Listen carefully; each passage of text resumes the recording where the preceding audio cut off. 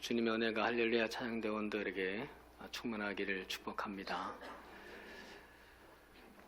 히틀러를 아실 겁니다. 히틀러가 평소에 싫어한 두 가지가 있는데 유태인과 여자였습니다. 이유가 충분히 있었습니다.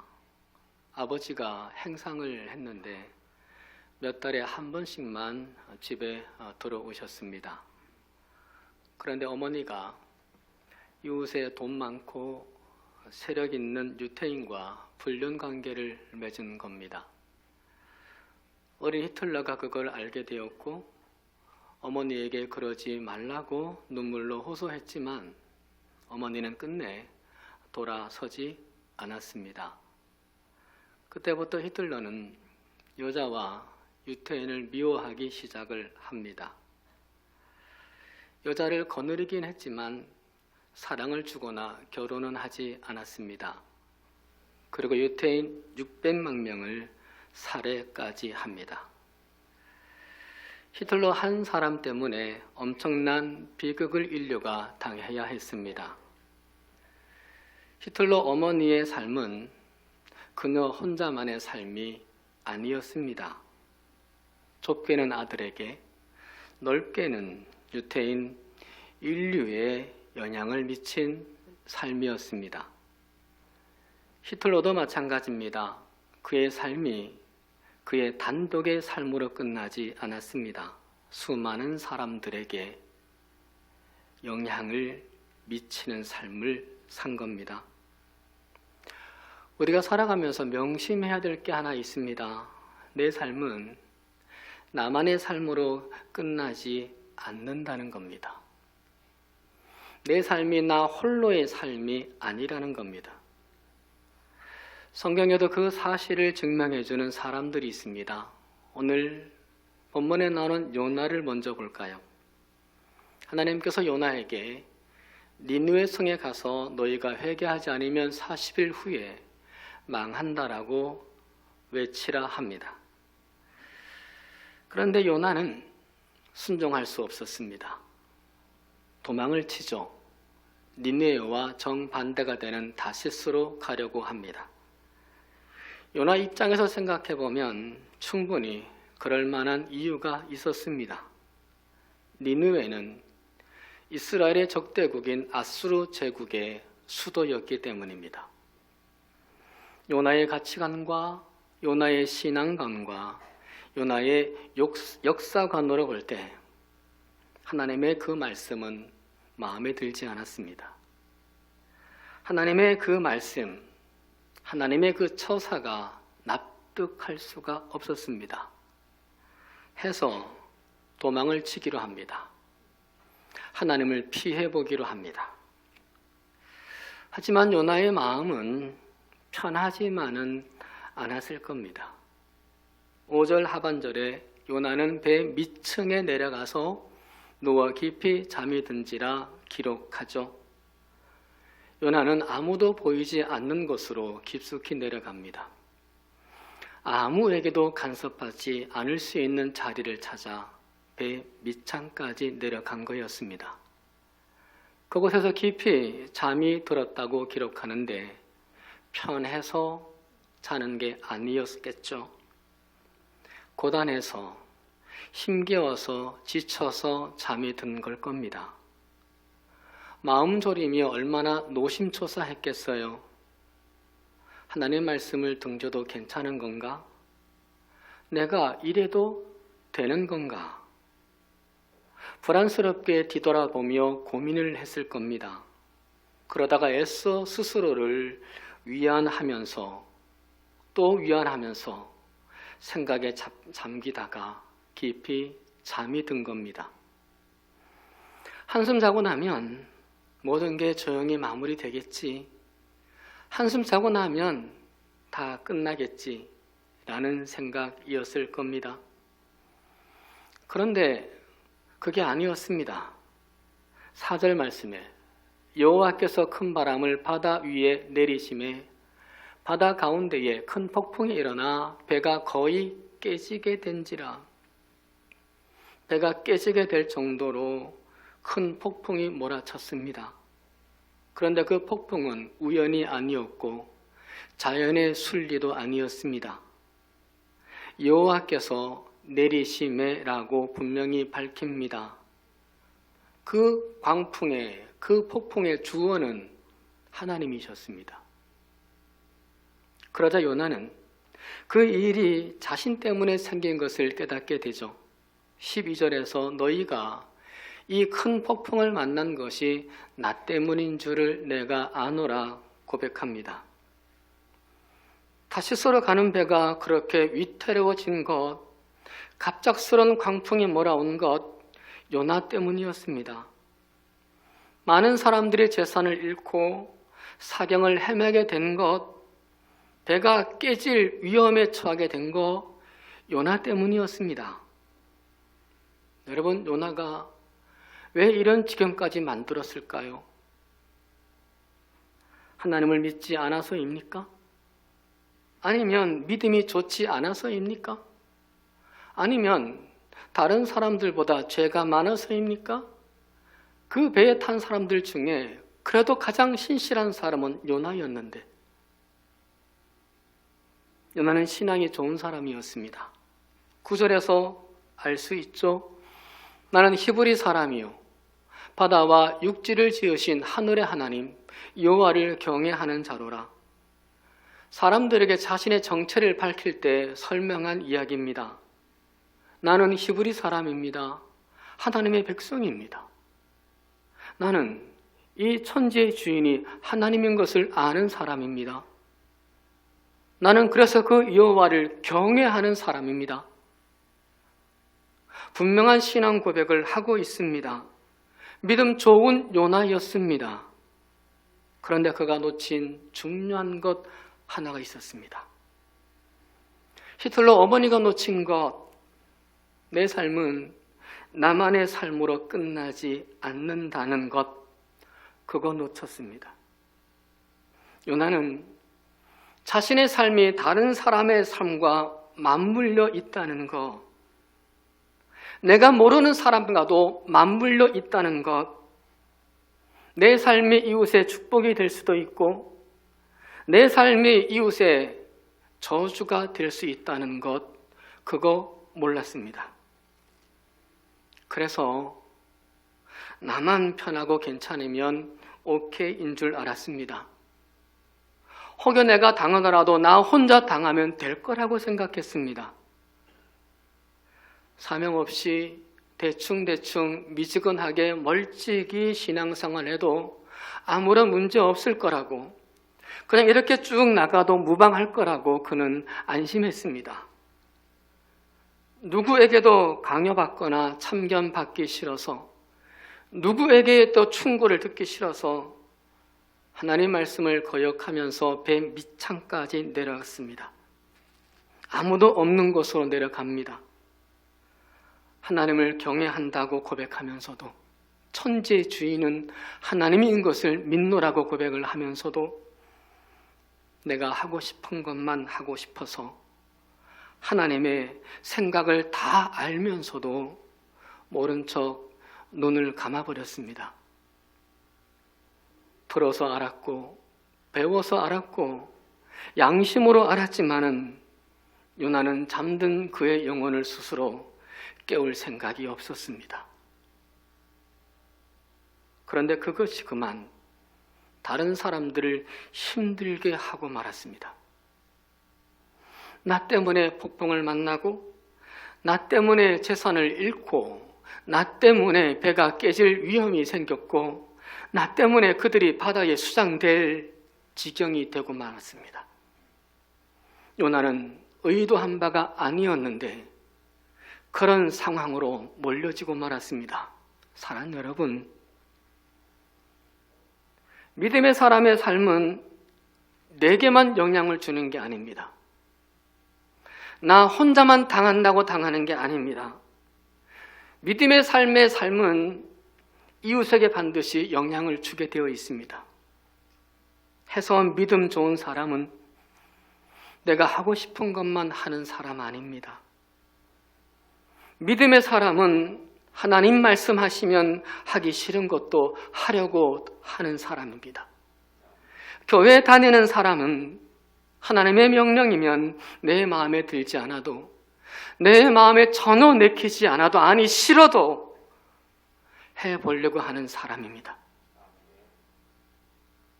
그래서 믿음의 사람은 늘 이런 생각을 하게 됩니다. 무슨 안 좋은 일이 생기면 나 때문일까? 집에 무슨 일이 생기면 그 가정에서 믿음이 가장 좋은 사람이 가장 먼저 생각하는 건 나 때문인가 생각합니다. 끊이지 않는 세계 곳곳의 재앙들이 나와 무관한 것으로만 생각하지 않고 우리 교회를 포함한 이 땅의 교회들이 세속화된 것 때문은 아닐까? 나라 경제와 나라 정치가 불안한 것이 단순히 정치, 경제인들만의 잘못만이 아닌 하나님 말씀을 멀리하고 사명을 깊이 하고 살았던 나 때문은 아닐까? 내 딸이, 내 아들이 그렇게 힘들어지는 것이 내가 내 가치로만 살고 하고 싶은 대로만 신앙생활 하는 나 때문은 혹 아닐까? 나와 무관한 일이어도 혹여 그 일이 하나님의 나를 깨닫게 하려고 하는 것이 아닐까라고 살피고 반복하면서 복의 통로가 되어야 할 사람들이 바로 믿음의 사람들, 여러분들인 겁니다. 하나님이 아브라함을 부르실 때 말씀을 하십니다. 땅의 모든 족속이 너로 말미암아 복을 얻을 것이라. 아브라함이 누군가에게 복이 될 것이라고 말씀하십니다. 아브라함의 후손인 우리들 마찬가지겠죠. 성도는 누군가에게 내 자신을 선물로 주는 사람입니다. 그래서 저는 수료하게라는 말을 참 좋아합니다. 물은 흐르고 꽃은 핀다는 아주 단순한 뜻이죠. 물이 흘러갑니다. 그런데 돌에 막혔습니다. 그러면 물은 그 돌을 둘러서 흘러가고 또 흘러가는데 웅덩이를 만났습니다. 그러면 그 물은 웅덩이를 채우고 흘러가고 가다가 또다시 흙더미를 만났습니다. 그러면 그 물은 그 흙더미를 녹여서 흘러갑니다. 그렇게 쉼없이 흐르고 흘러서 마침내 꽃을 피운다는 것이 수류하게라는 뜻이죠. 여러분, 하나님은 아브라함과 그의 후손인 우리들을 수류하게의 물로 부르셨습니다. 그 어떤 어려움과 그 어떤 장애가 있어도 복의 꽃을 피우는 물과 같은 사람들, 그들이 우리들입니다. 그 어떤 아픔과 상처가 생겨도 생명의 꽃을 피우기 위해 끊임없이 흐르고 흘러가기로 하는 물과 같은 자들이 우리들입니다. 바울이 그랬습니다. 가이사라에 구금되어 있던 그 바울이 아드라무떼노 배에 태워져서 로마로 압송이 되고 있습니다. 순조롭게 항해가 진행이 되고 있습니다. 그런데 갑자기 유라굴로라는 광풍 미친 바람이 휘몰아치기 시작합니다. 놀란 선원들이 배를 어떻게든 통제해 보려고 애를 씁니다. 그런데 소용이 없었습니다. 짐을 바다에 던집니다. 그들이 장사하려고 싣고 왔던 짐인데 버릴 수밖에 없게 되었습니다. 심지어 항해에 필요한 필수 장비마저도 버렸습니다. 하지만 침몰할 것만 같습니다. 해도 보이지 않고 별도 보이지 않는 날이 여러 날이 이어졌고 그러면서 살아남으리라는 희망은 점점 희미해져 갑니다. 이때 바울이 나타나서 두려워 떠는 276명의 사람들을 향하여 이렇게 외칩니다. 내가 너희를 권하노니 이제는 안심하라. 너희 중 아무도 생명에는 아무런 손상이 없겠고, 죄수인 바울의 말, 포박되어 있는 철앙에 배우는 바울의 말, 자유가 구속되어 있는 그 바울의 말이었기에 사람들은 황당했고 허무맹랑하게 들렸고 가소로웠습니다. 그런데 바울은 도대체 무슨 배짱으로 그런 말을 하는 걸까요? 도대체 뭘 믿고 그런 말을 하는 걸까요? 23절로 25절에서 이렇게 기록합니다. 내가 속한 바, 곧 내가 섬기는 하나님의 사자가 어젯밤에 내 곁에 서서 말하되, 바울아, 두려워하지 말라. 네가 가이사 앞에 서야 하겠고, 또 하나님께서 너와 함께 항해하는 자를 다 네게 주셨다 하였으니, 그러므로 여러분이여 안심하라. 바울이여 어젯밤에 하나님의 사자를 통하여 들었던 하나님의 말씀을 전하는 내용입니다. 바울아, 네가 로마 황제 가이사 앞에 서게 될 거다. 그리고 나서 너는 로마의 복음을 전하게 될 거다. 그러니까 내가 너를 이 광풍에 침몰 당하지 않게 하리라. 뿐만 아니라 너와 함께 하고 있는 276명의 사람들도 너에게 맡기리라. 그들도 살게 될 거다. 여러분, 하나님이 바울을 위해서, 바울의 가는 길을 위해서, 바울의 할 일을 위해서 그것과 전혀 관계없는 276명의 사람들까지 살리십니다. 바울과 함께 있다는 이유 하나로 말입니다. 바울은 끌려가는 죄수였습니다. 포박당에 무시받는 죄수였습니다. 그 누구도 거들떠보지 않는 가련한 죄수였습니다.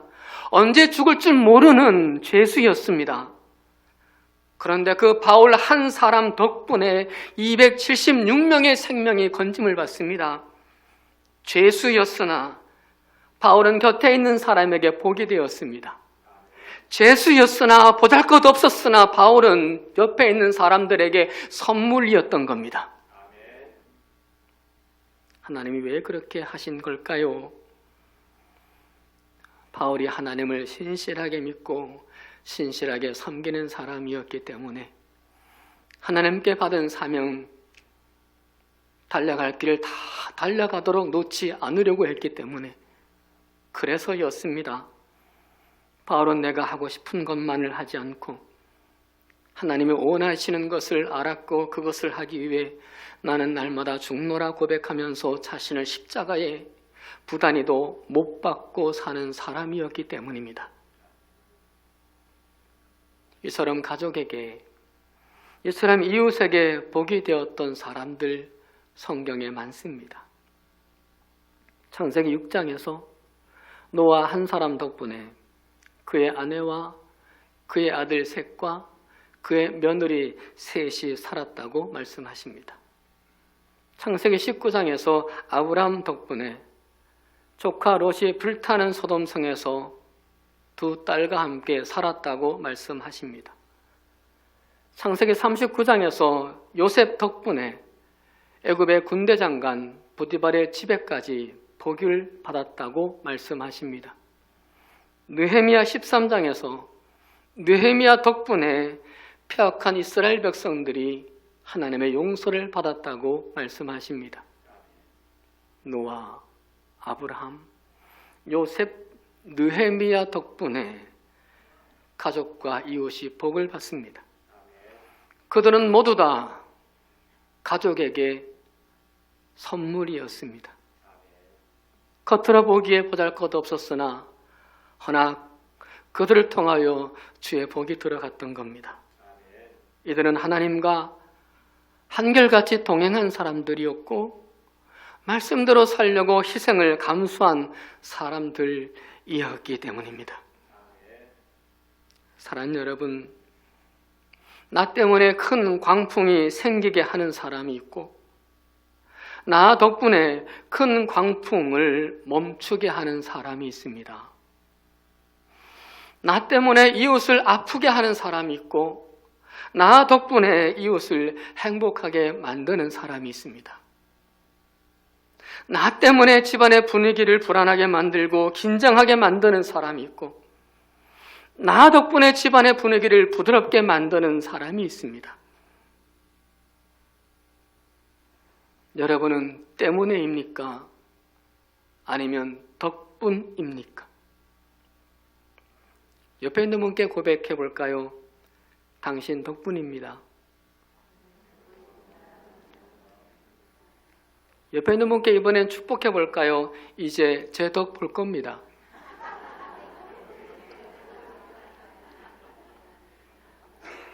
삼층에도요, 이제 제 덕 볼 겁니다.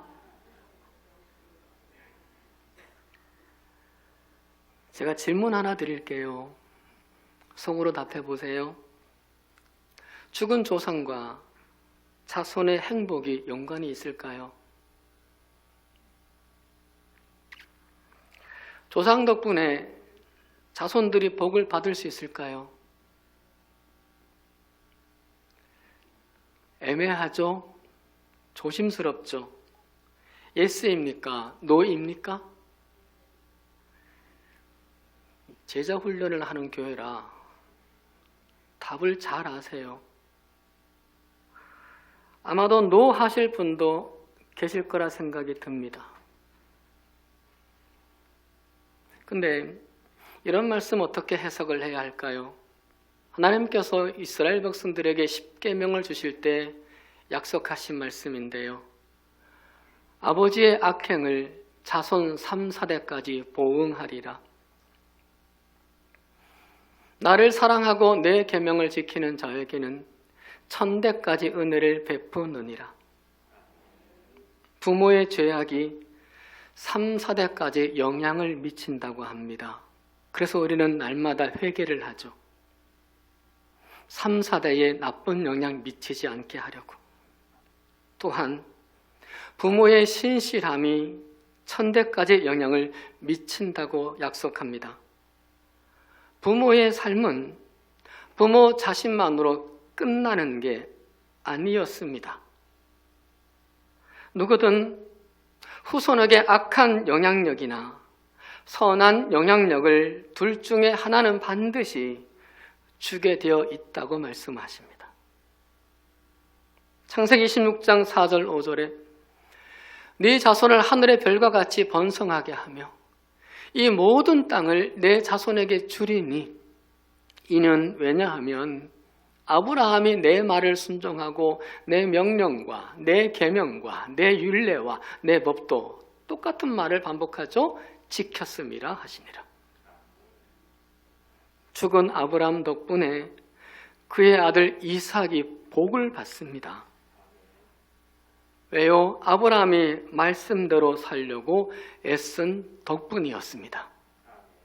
아버지가 고향 땅을 떠나고 나서 그리 힘든 광야 중에서도 어려운 삶을 사는 중에서도 하나님을 중히 여겼기에 그 아들에게 복을 약속하십니다. 아브라함은 죽었어도요.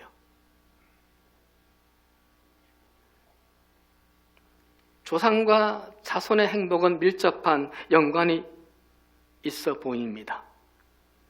조상은 분명히 후손의 불행과 행복에 영향을 미치고 있습니다. 아무도 아멘을 안 하시는 걸 보면 아직도 못 믿겠습니다. 불안합니다. 우상 아닙니까? 라고 의심쩍어 하는 분이 계시는 것 같은데요. 열왕기상 11장 34절에서도 이렇게 그 사실을 보완해 줍니다. 그러나 내가 택한 내 종 다윗이 내 명령과 내 법도를 지켰으므로 내가 다윗을 위하여 솔로몬의 생전에는 온 나라를 그의 손에서 빼앗지 아니하고 주관하게 하려니와. 솔로몬이 우상 숭배를 했습니다. 하나님의 말씀을 어기며 죄를 지었을 때 하나님이 믿음 생활 잘했던 솔로몬의 아버지 다윗을 생각해서 진노를 참으시고 징벌을 늦추십니다. 다윗의 아들 솔로몬의 것을 뺏지 않겠다고 약속하십니다. 뿐만 아닙니다. 솔로몬보다 250년 뒤에 느헤미야에게도 이와 같은 말씀을 하십니다. 히스기야에게 이런 말씀을 하십니다. 내가 나와 나의 종 다윗을 위하여 이 성을 보호하여 구원하리라. 이미 270여 년 전에 다윗은 죽었습니다. 그런데 그의 후손 히스기야에게 다윗을 위해서 성을 보호하겠다고 말씀하십니다. 여러분, 성경은 오늘 나의 삶이 내 생애로 끝나는 것이 아니라고 말씀하시죠. 나 단독의 삶으로 끝나는 게 아니라고 말씀하시죠. 자식에게 그리고 후손들에게 영향을 준다고 분명히 말씀을 하십니다. 내 삶이 나의 것만이 아니라고 분명히 말씀을 하십니다. 혹시 이런 질문을 하실 분들이 있을지 모르겠습니다. 그렇다면 조상님을 잘 모시면 조상님의 음덕을 본다는 전통적인 유교의 주장은 옳은 겁니까? 라고요. 죽은 조상이 살아있는 자손에게 복을 줄 수 있는 능력은 하나도 없습니다. 조상이 홀령이 되어서 자손을 돌볼 능력은 전혀 없습니다. 그럴 힘이 있다고 믿으며 제사를 드리는 것은 우상 숭배가 되는 겁니다. 그럼 성경에서 조상 덕분에 자손이 복을 받는다. 죽은 조상 덕분에 200여 년 전에 죽은 그 조상, 바로 위에 죽은 그 조상 덕분에 자손과 후손이 복을 받는다는 말씀은 무슨 말씀이냐? 조상이 주는 복이 아닙니다. 조상이 살아있을 때 그가 어떻게 살았는지를 하나님이 보시고 하나님이 기억을 하시고 그 자손에게 복으로 보응을 해주실지 화로 보응을 해주실지 결정이 된다는 겁니다. 죽은 조상이 후손의 복과 후손의 화를 결정하는 것이 아니라 조상이 홀령이 되어 그것을 결정하는 것이 아니라 그 조상이 살아있을 때에 생전에 어떻게 하나님을 섬겼는지, 어떻게 하나님을 따랐는지, 어떻게 말씀대로 살려고 했는지, 어떻게 신앙 안에 거하려고 했는지, 사명을 이루었는지에 따라 후손들에게 복이 임하기도 하고 화가 임하기도 한다는 겁니다. 사랑하는 여러분, 그러게 오늘날 우리가 어떻게 살아야 할지는 답이 나왔습니다. 내가 죽은 뒤에도 내 자녀에게 복을 줄 수 있는 부모가 되길 원하시죠. 내가 죽은 뒤에도 내 자손들이, 내 가문이 점점 강성하여지기를 원하시죠. 저도 그런 바람이 있습니다. 어떻게 해야 될까요? 하나님을 더 사랑하고 하나님의 말씀을 더 지키는 삶을 살아가십시다. 하나님을 위해 수고도 하고 희생도 감수하는 삶을 살아냅시다. 지금 내게 자녀에게 주고 싶은 마음은 간절하지만 줄 수 있는 것이 없다라면, 물려줄 재산이 없다라면, 물려줄 머리가 없다라면, 그래서 내 마음이 아프고 그래서 내가 안타까운 눈물을 흘리는 부모가 있다라면 그럴수록 있는 자들보다 가진 자들보다 훨씬 더 이 땅을 살아가면서 하나님을 신실하게 섬기는 삶을 살아가십시다. 그리할 때 내가 죽어 언젠가 하나님 나라에서 내 자손 후손들을 바라볼 때에 그들이 역전의 삶으로, 승리의 삶으로 살아가는 것을 보게 될 겁니다. 그게 우리의 소망이고 그게 우리의 믿음이며 확신인 겁니다. 그러기에 지금 힘들고 어렵더라도 나의 믿음의 삶을 포기할 수는 없습니다. 지금 내가 너무 괴롭고 아프더라도 이 믿음의 길을 내가 멈출 수는 없는 겁니다.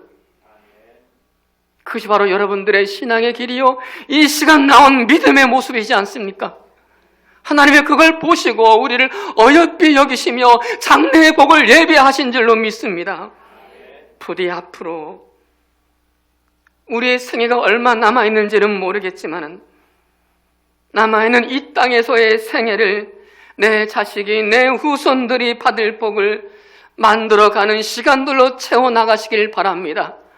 하나님 눈에 들어가는 포인트를 만들어가는 삶을 살아내기를 소망합니다. 그래서 우리의 자녀가, 우리의 후손들이 내 믿음 생활 덕분에 짧으면 짧은 대로, 길면 긴 대로 이 땅에서의 나의 이 삶 덕분에 하나님의 복을 다 누릴 수 있기를 주의 이름으로 축원합니다. 하여 이 땅의 황무함이 고쳐지고 내 가정의 황무함이 그쳐지고 재앙이 멈춰지고 저주가 끊어지는, 그라여 우리가 사는 이 땅의 하나님의 나라가, 여러분이 사는 그 가정의 주의 나라가 이루어지기를 주의 이름으로 축원합니다. 축원합니다. 기도하십니다. 하나님, 이 땅의 황무함을 보소서. 우리 가정의 황무함을 보소서. 내 가족의 황무함, 내 딸과 아들의 황무함을 보소서. 그런 곳에 하나님이여 우리가 복이 되기 원합니다. 우리가 그들에게 선물이 되기 원하옵니다. 우리가 먼저 믿었으니, 이 진리를 깨달았으니 그 삶을 살아내게 하여 주시옵소서. 하여 하나님이여 내 가족들이 나 덕분에 이 삶을 살게 하며 내 주변의 사람들이 내 덕보고 살게 하는 삶이 되도록 하나님 이끌어 주시옵시되, 거기에 합당한 삶을, 하나님 보시기에 합당한 삶을 살아가도록 이끌어 주옵소서. 짧으면 짧은 대로, 길면 긴 인생대로, 길고 짧음을 말할 것이 아니라 주어진 시간 속에서 내 자식이, 내 후손이 받을 복을 만드는 시간들로 채우고 또 채우는 삶을 우리 모두가 살아가게 하여 주옵소서. 예수 그리스도의 이름으로 간절히 기도드리옵나이다. 아멘.